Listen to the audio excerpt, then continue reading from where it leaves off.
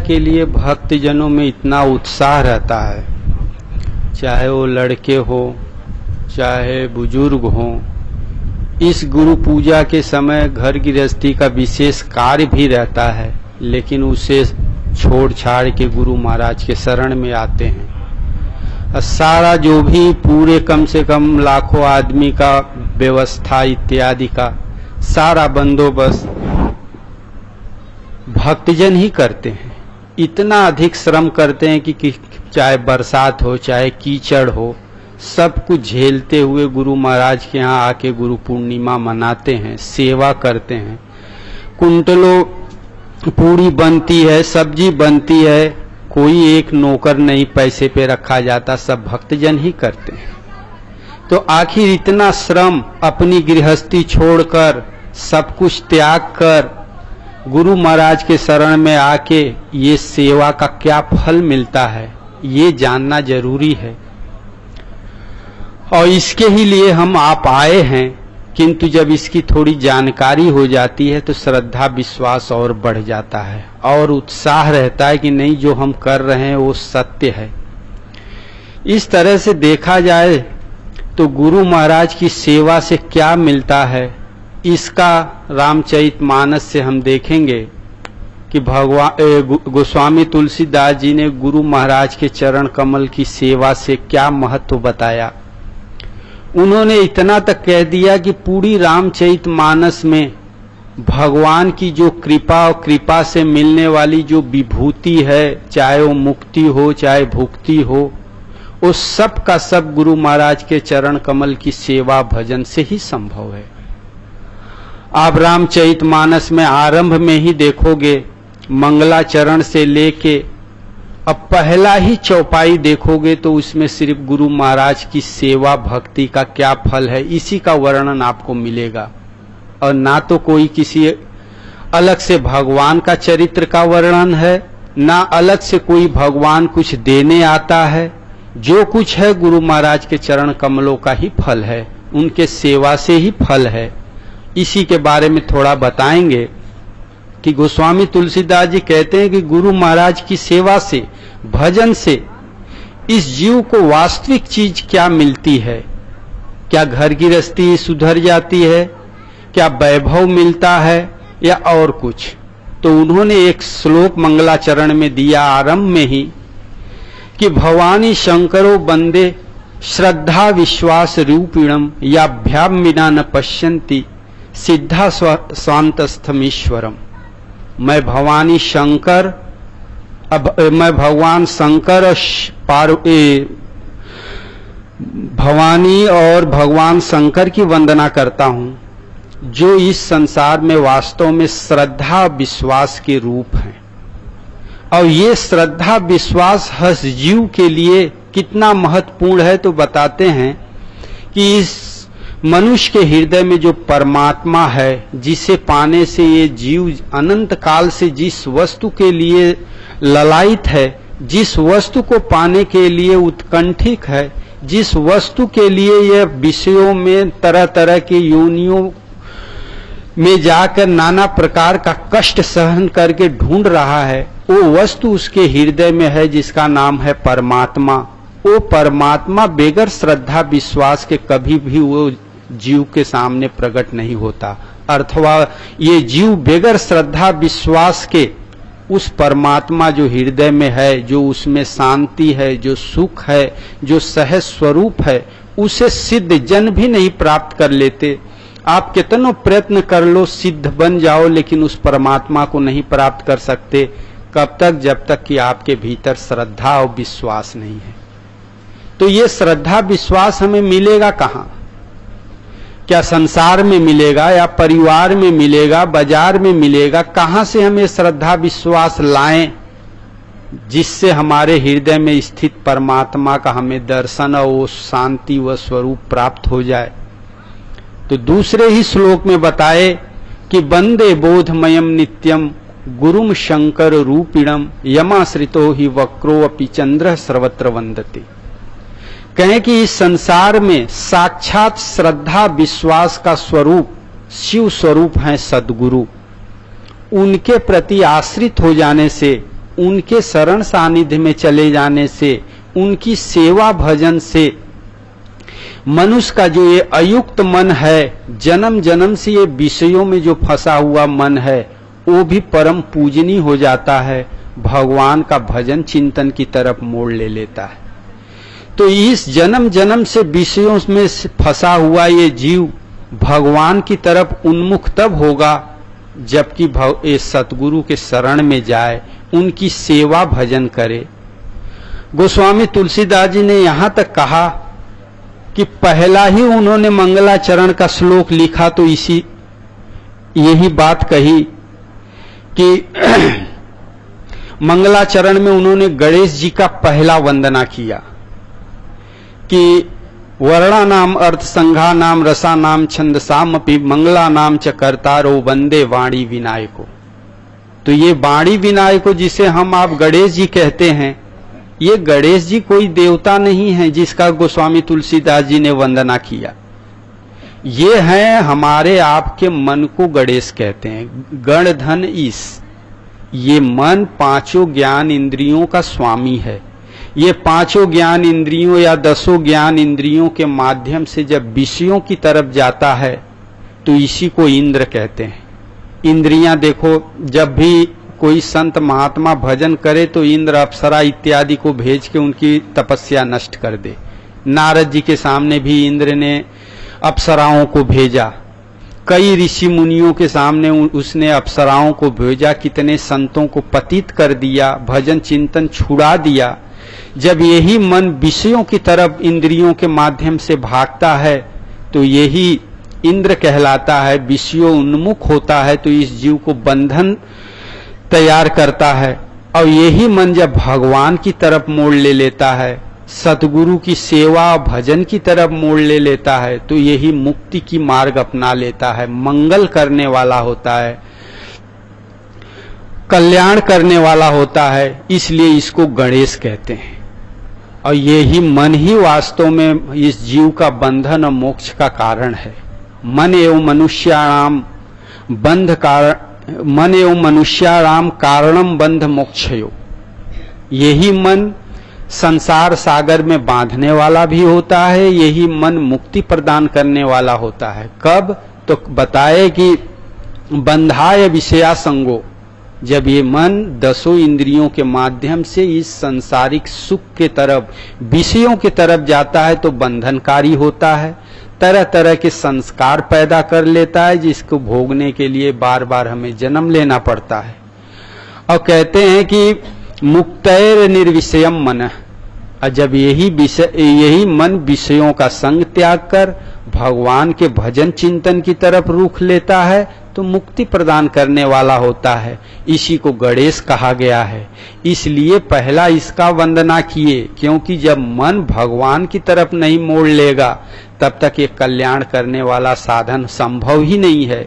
चाहे कैसों गुरु मिले, चाहे साक्षात भगवान मिल जाएं, जब आपका मन ही नहीं है उस तरफ तो आप भजन चिंतन कर ही नहीं सकते। इसलिए जब कभी भी सद्गुरु के प्रति, भगवान के प्रति श्रद्धा, भजन चिंतन की मन में उत्प्रेरणा हो तो समझो कि ये अब मन कल्याण के मार्ग पे चलने वाला है। इसलिए गणेश जी का पहला वंदना किए। आगे बताए इसी सद्गुरु की सेवा सानिध्य से ही ये मन भगवान की तरफ मोड़ लेता है और उन्हीं सद्गुरु का ही, उन्हीं को भगवान कह के गोस्वामी तुलसीदास जी कहते हैं कि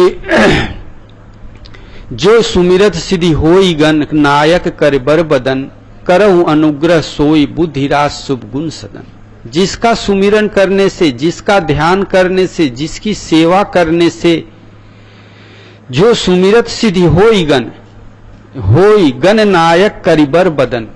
करीबन माने होता है हाथी के समान मुख वाले। ये मन जो 10 इंद्रियों की कामनाओं में भाग रहा है, जिसके सुमिरन से, ध्यान से यही मन सिद्ध अर्थात सिद्धि प्रदान करने वाला होता है, उन परमात्मा को सद्गुरु कह लो चाहे परमात्मा कह लो, मैं नमन करता हूं। क्यों? कहते हैं कि इन्हीं की कृपा प्रसाद से ये मन विषयों से हट के भजन चिंतन की तरफ लगता है। परम देव परम साध्य परमात्मा का देवत्व दिलाने वाला होता है। आगे कहते हैं कि मूक होई बाचाल पंगु चढ़ई गिरबर गहन जासु कृपा सो दयाल द्रवहु सकल कलिमल दहन। ये जीव जन्म जन्म से जिस परमात्मा के बारे में मूक है, कुछ नहीं देख सकता ना बोल सकता है, जब सतगुरु के शरण में आ गए, उनके चरण कमलों का आश्रय ले लिए, उनसे उपदेश मिल गया, तो यही जीव जो मूक था वो बाचाल हो जाता है। अब यही जीव उन्हीं के कृपा से ये सांसारिक जो कामनाएं हैं, परिस्थितियां हैं, गृह कारज नाना जंजाला ते सब दुर्गम शैल विशाला, ये अपार शैल हैं। घर गृहस्थी मान सम्मान धन ऐश्वर्य की जो भी लालसाएं हैं, ये है गिरबर, जिसको कभी ये जीव पार नहीं पा सकता। जब इनकी कृपा प्रसाद मिल जाती है, गुरु महाराज की सेवा सानिध्य का फल मिलने लगता है, तो इन परिस्थितियों को आसानी से पार कर ले जाता है। कौन? मूक होई बाचाल। पंगु माने होता है अपंग। ये अपंग भी इन संपूर्ण कामनाओं को पार कर ले जाता है। भगवान श्री कृष्ण कहते हैं कि अर्जुन, मेरी कृपा प्रसाद से तू संपूर्ण दुर्गों को निसंदेह पार कर ले जाएगा। दुर्ग क्या है? यही जो नाना प्रकार के कामनाएं हैं, गृहस्थी के, परिस्थिति के, मान अपमान के, जिसे पार करना असंभव है, इसे वो पार कर लेता है। किसकी कृपा से? गुरु महाराज की कृपा से। जब उन्होंने चौपाई लिखना शुरू किया तो यही शब्द उन्होंने प्रयोग किया कि बंदऊ गुरु पद पदुम परागा सुरिच सुबास सरस अनुरागा। गुरु महाराज के चरण कमल जिसका ध्यान धरा जाता है हृदय में, उसको एक कमल का फूल बताए, पराग बताए। जब कमल खिल जाता है तो देखो उसमें पराग रहता है। भौरा उस पे जहां बैठा तो सूंड से तो उसका पहले रस लेता है, उसका पराग भौरे में लग जाता है, सुगंध मिल जाता है, रस मिल जाता है, और उसके रंग से, कमल केसर के रंग से वो भौरा भी जो काला रहता है उसी रंग का होने दिखाई पड़ने लगता है। यदि वो पीले रंग का है गुलाब कमल, तो पीला रंग उसके शरीर में लग जाता है। तो उसी तरह जिसका मन रूपी भौरा सदगुरु के ध्यान में लगा रहता है, तो सदगुरु के भीतर जो भी वैभव है, ईश्वरी आनंद है, परमात्मा का जो सहज स्वरूप है, वो भक्त भी गुरु महाराज का हृदय में ध्यान धर के वो रस को सुरुचि, स माने वो परमात्मा, उस परमात्मा के प्रति उसके भीतर भी रुचि जागृत हो जाती है। संसार में इतने मनुष्य हैं, बिरला ही कोई ऐसे होते हैं जो भजन भक्ति की तरफ जिसका रुचि हो, गुरु महाराज के प्रति जिसके भीतर श्रद्धा भक्ति हो, ये बिरले ही होते हैं। अरबों आदमी है, अरबों में कुछ ही लोगों के भीतर ये चीज रहती है। तो कहते हैं जहां गुरु महाराज मिले, उनका चरण कमल का हम ध्यान धरने लगते हैं, तो सुरुचि, स माने उस परमात्मा में पहली चीज मिलेगी, रुचि जागृत होगी कि अरे जब गुरु महाराज में ये चीज है, वो भी घर गृहस्थ में रहे थे, भजन चिंतन किए तो उनमें ये चीज आई, तो हम भी भजन चिंतन करेंगे, इनके बताए हुए मार्ग पे चलेंगे, तो हमारे भीतर भी वो भगवान का कुछ न कुछ अंश अवश्य मिलेगा। रुचि जागृत हो जाएगी, और रुचि जागृत हुई तो भजन चिंतन का विधि मिलने लगेगा।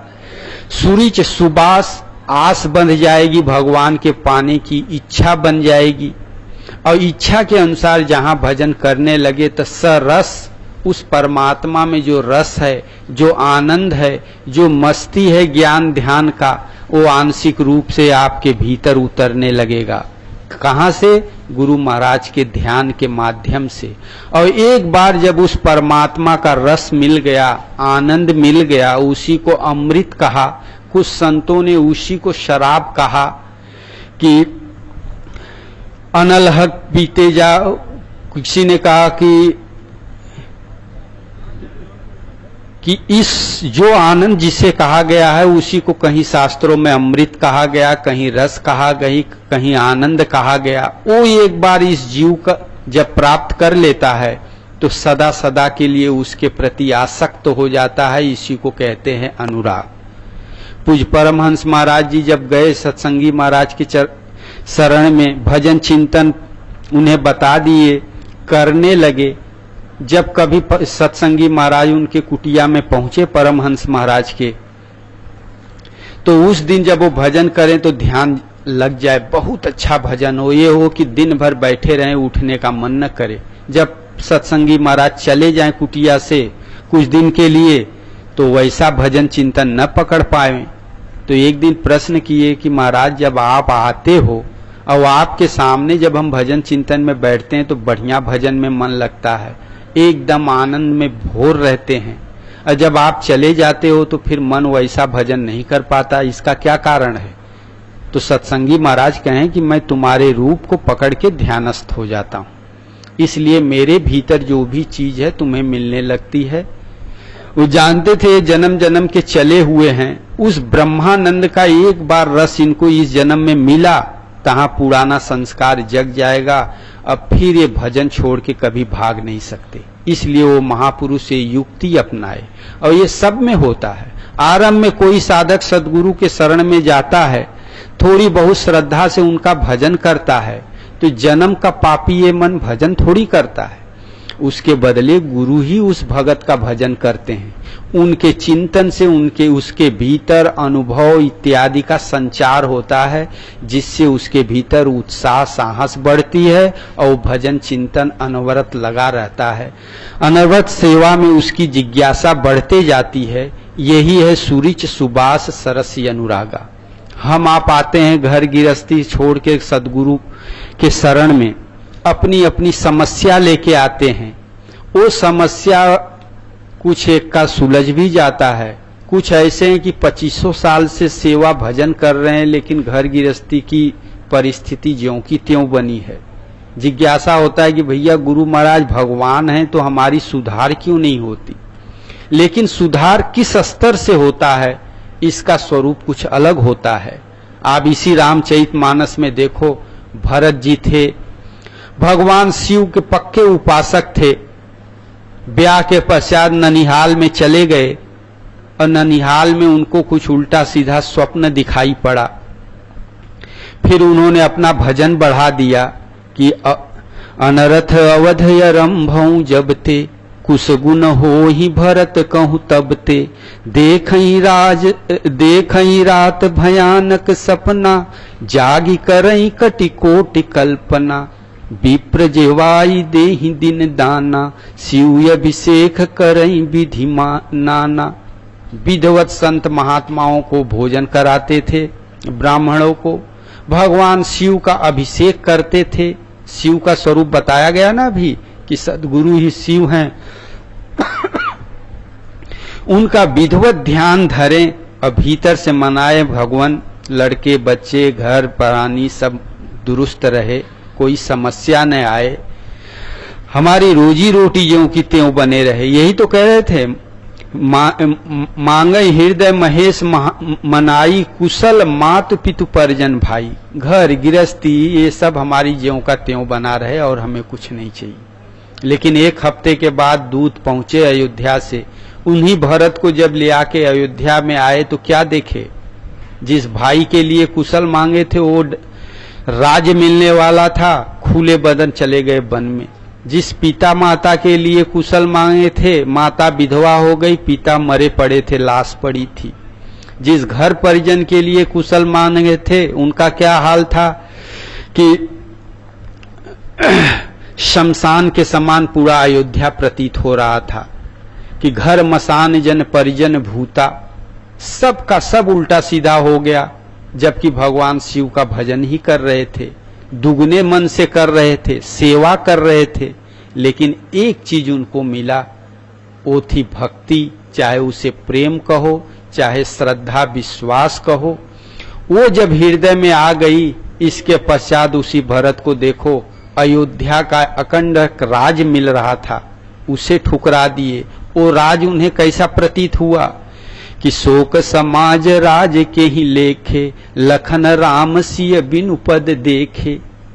जिस राज के लिए मार काट आए दिन हुआ करता था, वही राज भरत को अनायास मिल गया।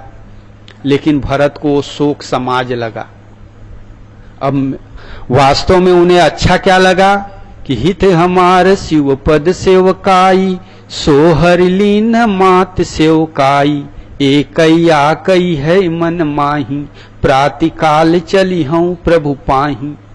बस एक ही हमारी इच्छा है कि मैं प्रात हो जाए, सवेरा हो जाए, भगवान के पास चलूं।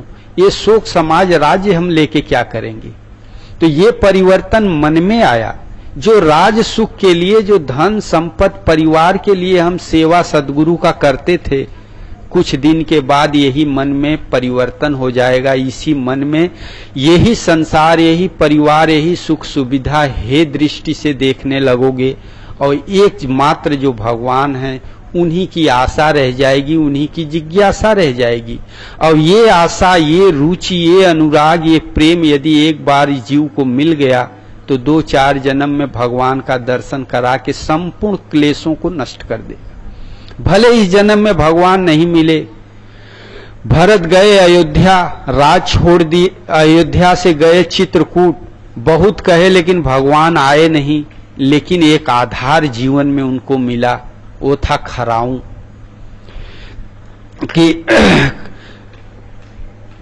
भगवान ने समझाया भरत को, लेकिन भरत को संतोष नहीं हुआ तो भगवान ने अपनी खराऊं उतार के भरत को दे दिए। और वो खराऊं का 3-4 महत्व था कि चरण पीठ करुणा निधान के, जनु जग जामिन प्रजा प्राण के। इस जीव को, ये जीव ही राजा है, ये मन ये बुद्धि ही रानी है, ये मनमय मंत्री है, ये इंद्रियों के अनंत प्रवृत्तियां ही प्रजा है। इस प्रजा की रक्षा के लिए वो जो चरण कमल का खराऊं था, भगवान राम के प्रभु करी कृपा पावरी दीन्ही, सादर भरत शीस धरी लीन्ही, उसको शीस पे धारण कर लिए। और वो खराऊं का महत्व ये था कि इस प्रजा की रक्षा के लिए 2 पहरेदार मिल गए। दूसरा उसका था कि संपुट भरत स्नेह रतन के, जनुजुग संपुट भरत स्नेह रतन के, जनुजुग आखर जनुजुग जीव जतन के। ये भरत के प्रेम श्रद्धा की रक्षा करने के लिए एक डिब्बा, जैसे गहना डिब्बा में छोटे रहता है ना, उसी तरह ये 2 खराऊं 2 डिब्बे के समान थे। आगे कहते हैं कि इसी खराऊं के, ऐसा खराऊं दिए थे भगवान कि भगवान तो नहीं थे लेकिन वो खराऊं भगवान के ही जैसे बोले, हर समस्या पूछे वो समाधान दे। उसी के आधार पे भरत 14 बरस तक लगे रहे अयोध्या में, और उसी खराऊं के आदेश से सब काम करते थे, और उसी खराऊं को सिंहासन पे बिठाए थे। तो वास्तव में जो आप सेवा कर रहे हो सदगुरु का, जो आप उनका ध्यान धर रहे हो, इसका फल यही मिलेगा कि गुरु महाराज का स्वरूप आपके हृदय में आ जाएगा। और हृदय में जब स्वरूप आ जाएगा और आपका मन जो भाग दौड़ संसार में कर रहा है वो ख्याल ही आंख सिमट के चरणों में लग जाएगा। तो इसी सदगुरु के द्वारा आप कहीं भी रहो, चाहे बंबई रहो, कलकत्ता रहो, अमेरिका रहो, आप यदि सादर उनके चरण कमलों का ध्यान करते हो, उनका स्वरूप हृदय में पकड़ते हो, तो घर गृहस्थी हो, चाहे विरक्ति हो, चाहे साधना हो, जैसी आपकी श्रद्धा होगी वैसी उसमें आपको प्रकाश मिलता जाएगा, मार्गदर्शन मिलता जाएगा। परिस्थिति आने वाली है, पहले से ही भगवान किसी न किसी संकेत से आपको उस परिस्थिति से अवगत करा देंगे। अब पूर्ण रूप से समर्पित हो, वो परिस्थिति से आप नहीं पार पाओगे तो उससे पार भी कर देंगे। भजन में जो अवरोध रहेगा उसके भी भगवान बता देंगे, समर्पण है तो उसका समाधान भी कर देंगे, भले आप सदगुरु से हजारों किलोमीटर दूर रहो। इसलिए ये जो सदगुरु का सेवा है, हम अपना घर द्वार छोड़ के जो इनके चरण में लगे हुए हैं, रुपाई छुपाई छोड़ के हम इनके सेवा में लगे हैं, इसका फल यही एक दिन मिलता है कि जब वो कृपा करेंगे तो शरीर का नाम सदगुरु नहीं है, उनके भीतर जो स्वरूप है, जो हम आप उनका ध्यान धरते हैं और ये ध्यान स्थिर नहीं रहता, वही ध्यान स्थिर होता जाएगा। तो हर परिस्थिति में सद्गुरु आपके साथ रहेंगे। उठते बैठते सोते जागते, चाहे आप कितनों दूर रहो, कैसी भी परिस्थिति में रहो, आपके साथ रहेंगे। और ये भरत को हर शब्द के हर संकल्प के साथ भगवान बताते थे। युद्ध हो रहा था, सोचे सेना लेके हम चलें, तुरंत आदेश हुआ कि नहीं जाना है। पूरी सेना अयोध्या में खड़ी थी, लेकिन भरत गए नहीं। क्यों? उनको संकेत मिल गया भगवान का कि नहीं, तुम्हें नहीं आना है, हम लड़ लेंगे युद्ध। हनुमान जी चले, आदेश कहें कि ये किसी ने कहा कि एक निशाचर आ रहा है, देखे, आदेश मिला मार दो बाण, मार दिए बाण, गिर पड़े। फिर पश्चाताप किए तो बोले यदि सच में हम भगवान का भगत हैं तो ये बंदर उठ के बैठ जाए। उठ के बैठ भी गया। तो वो खराऊं यदि आपको मिल गया, हजारों लोगों को मिला हुआ है, चाहे वो घर गृहस्थ वाले हों चाहे विरक्त वाले हों। यदि गुरु महाराज के सेवा में लगे हैं टूटी फूटी, तो अंग फड़कन के द्वारा, स्वपन के द्वारा, कोई भजन चिंतन में लगे हैं उसके द्वारा, किसी न किसी भयंकर परिस्थिति से भगवान अवगत करा देते हैं। और अधिक श्रद्धा है, भरत के जैसी आपकी रहनी है घर गृहस्थी में। भरत को पूरा साम्राज्य मिला था, उसका भी देख रेख करके भगवान के भजन चिंतन सेवा में समय दे लेते थे। हमें आपको घर गृहस्थी आश्रम का थोड़ा बहुत भार मिला है, इसे करते हुए भी यदि हम थोड़ा ध्यान चिंतन कर रहे हैं भगवान का, गुरु महाराज का, तो उसी तरह जैसे भरत को खराऊं से आदेश मिलता था, हमें आपको भी मिलेगा। किसी किसी भक्त को, संतों को ये मिलता भी है।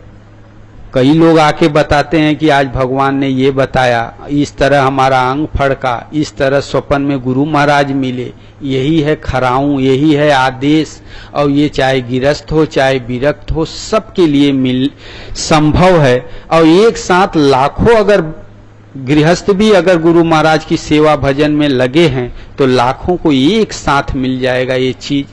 और ये चीज मरने के पश्चात भी आपके साथ रहेगा, आपका योगक्षेम करेगा, वहां जन्म वहां कर्म देगा जहां पे आपका कल्याण होना है। और अंत में परम मुक्ति जिसको कहा गया है, वो आपको दिला के ही दम लेगा। इसलिए सतगुरु के शरण से, उनके ध्यान से, इनका जो आप सेवा कर रहे हो उसका फल इस तरह मिलेगा। और घर गृहस्थी तो पहले से प्री-प्लान्ड है, मतलब प्रारब्ध बस है। पूर्व कर्म में हम जो किए हैं उसके अनुसार हमें ये परिस्थितियां, स्थितियां, ये शरीर उपलब्ध हुए हैं। और जितना उम्र है उतना आपको जीना है। वो जो चीज मिलना है वो मिलेगा ही, उसमें क्या किसी का मतलब विकास होगा, क्या इसमें का हनन होगा। इसलिए ये न भी मिले और ये चीज मिल रहा है अंग फड़कन इत्यादि के द्वारा सद्गुरु हृदय से रथी हैं, तो वही वास्तव में भजन चिंतन सेवा का फल है। और इसीलिए हम आप सद्गुरु के शरण में आते हैं। संत कबीर का कहना है कि एक रात का जोर लगाए उतर जात भवपारा। जितना लगन, जितना श्रद्धा विश्वास से हम गिरस्ती में खटते हैं, गिरस्ती में लगे हैं, उतना ही श्रद्धा विश्वास से हम सद्गुरु की सेवा में, सद्गुरु के भजन में लग जाएं तो संसार खत्म हो जाएगा, सद्गुरु हृदय में आ जाएंगे। हम संसार में अपने मन को लगाते हैं, बुद्धि को लगाते हैं, स्त्री बच्चों मित्र इत्यादि का हम ध्यान नहीं करते, लेकिन उन्हीं के लिए जी रहे हैं, खट रहे हैं, खा रहे हैं, तो वो हमारे हृदय में आ गए और उनके पास जो चीज है वो हमें मिलती है।